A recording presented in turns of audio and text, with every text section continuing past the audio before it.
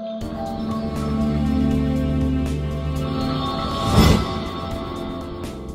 there, Chris Sands with Profi 2020 Dental CPAs with another episode of Stuff People Ask. We're so honored last episode to have the Profit First dentist, Dr. Julie Woods, visit us all the way from Topeka, Kansas, to come here and tell us about the kind of questions she gets around Profit First. But this time, Julie's going to ask me some questions around some of the things that she hears from her dental community. So Julie, fire away. I'm a little nervous. Okay, don't be nervous. I'd say before we get to some of the questions that I commonly get asked, tell me why dentistry? I mean, I kind of think dentists are a little bit nerdy, and you could work with anybody, any kind of professional. Why dentists? So I guess a couple answers to that. I stumbled into dentistry from a previous profession where we sold products to dentists. I was always in kind of financial consulting, and I just learned that, number one, this was a community that we grew up on opposite sides of campus. You know, I was terrible at science and stayed away from it, and they were not very much on the business side of campus. And the language that I used, I was told they weren't used to. And so I knew there was a need, there was a lot to learn and to be able to serve them there. And I just took a unique interest in their business model. And now that I'm giving you these answers, I'm even thinking back, though, that we haven't spoken about this before. I think when I was about 9 years old, I was in the backyard of a friend's house and walked into the backswing of his baseball bat. Oh. And I was rushed to a dentist. I don't remember who it was. I don't remember if it was a GP or a pediatric dentist, but they saved my front teeth, and I kind of felt always, grateful for that. And when I stumbled into working with this profession, it just felt like something that was meant to be aligned, so. Perfect. Well, tell me, you touched on this just a little bit about how do you feel about dentists that only want to do dentistry and that sort of put their heads in the sand about numbers and. Well, so I think there's nothing wrong with just wanting to be really good at your craft. I think there's a difference in if you choose to be just a dentist or you choose to be a business owner. Those are two separate things. You can certainly, there's a lot of training and education tracks for every profession, and you go through dental school and you learn how to be a good clinician. But being a business owner, there's not really a course for that. And you have to want to go beyond just doing the dentistry in the back office. You do have to take on all the other stuff that maybe wasn't in part of your education, the numbers, and to be an owner, you got to deal with people, manage people. So I think that's the real question people have to ask themselves is not, do I want to be a great dentist? I think that's maybe a requirement, but if I'm going to be a business owner, am I ready to take on some of those things that I may be afraid of? Business is not easy, and it's a project, and it's always something new every day, and it's a challenge. And you got to embrace that.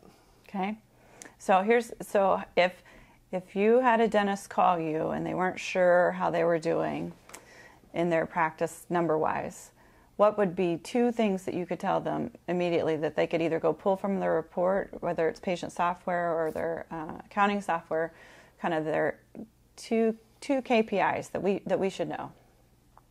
Well, I think, there's this weird spectrum out there in the dental consulting world of, do I focus on getting on more new patients, or do I focus on doing more productivity with the existing patients I have? And I think you have to do both. So I am a believer in you have a natural attrition rate and constantly focusing on marketing and growing new patients. So it's a long-winded answer to say number one would be new patients and tracking that. Okay.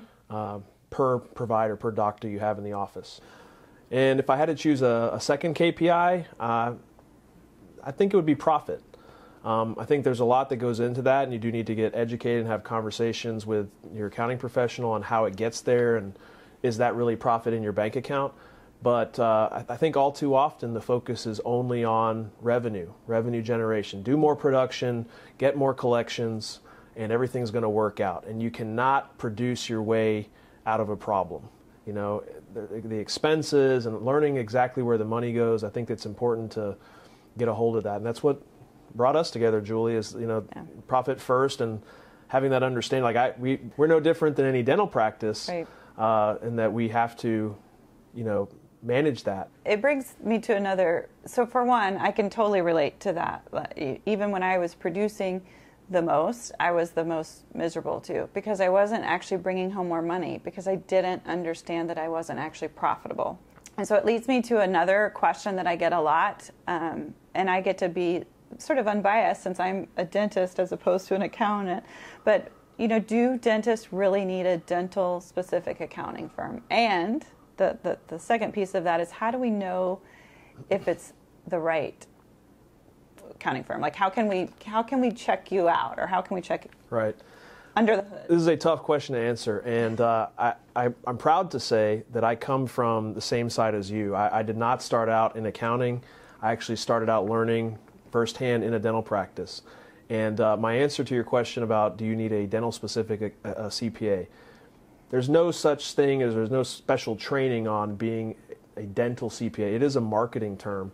However, it is easy when you only have one focus and you see repeat patterns, and you have plenty of data that you can share back to a client of, I have seen this work well with other practices.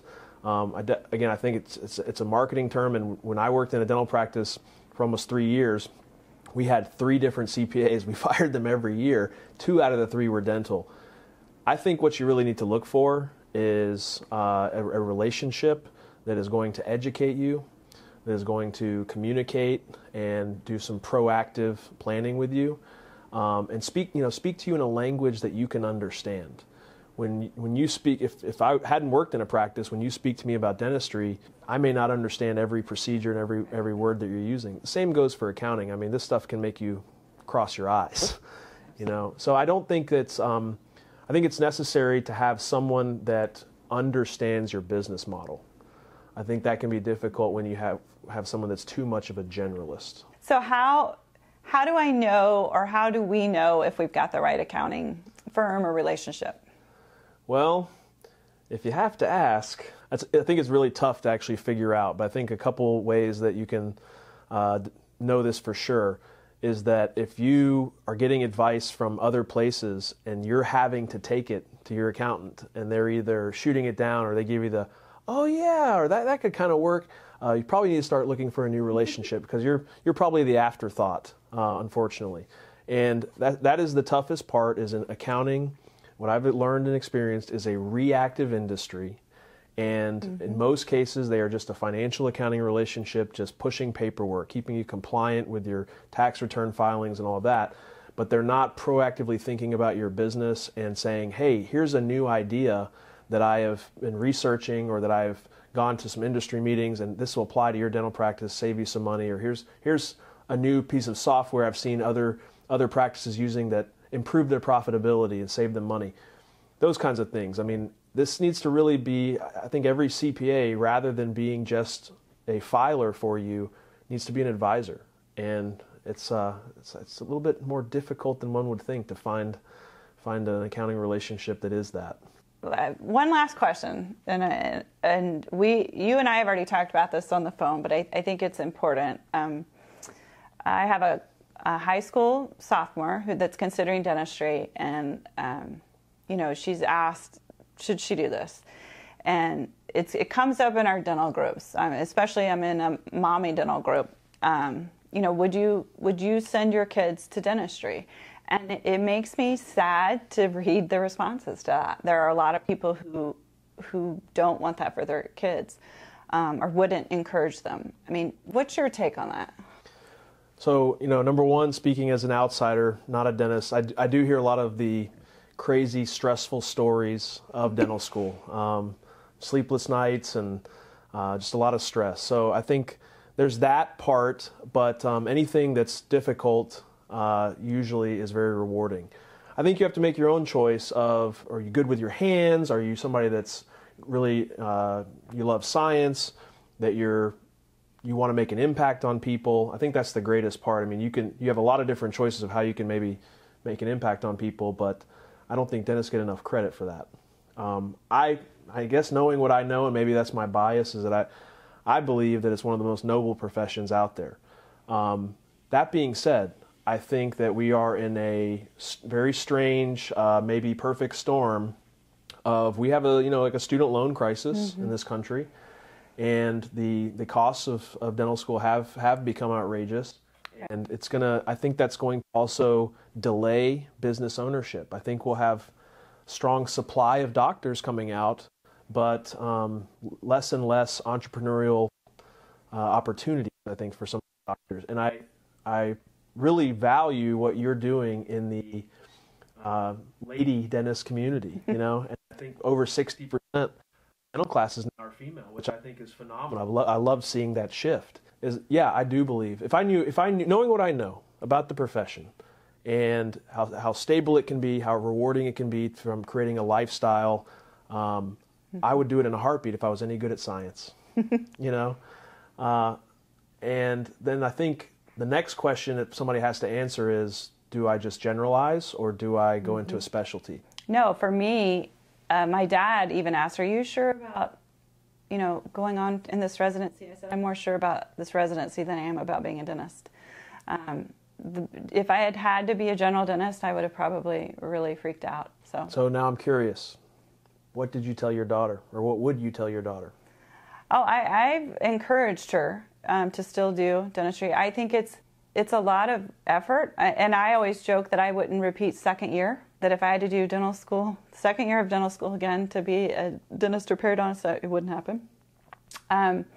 But it's been very rewarding, and I love being an entrepreneur. I actually love that, and I think to me that's the funnest part of being a dentist, is kind of the stages of, in the beginning you love the clinical part, and then the team part, and now I love the financial part and kind of the legacy of it. I would absolutely encourage her. Well, I've got 3 boys, and they all know that I work with dentists. If you ask them, what does Daddy do? They say, he works with dentists. I don't think they know anything beyond that.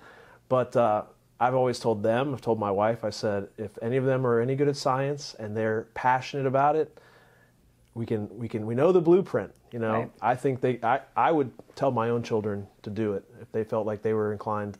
So I know all that stress that comes out with, it's more than just dental school. It's the experience of being in business ownership and dealing with people on a day-to-day basis. But I think it's just such a noble and can be rewarding profession. So Julie, that was a little tough being on the other side of that and being interviewed. But I can't thank you enough again for joining us. Thanks for watching another episode of Stuff People Ask, and we'll see you next time.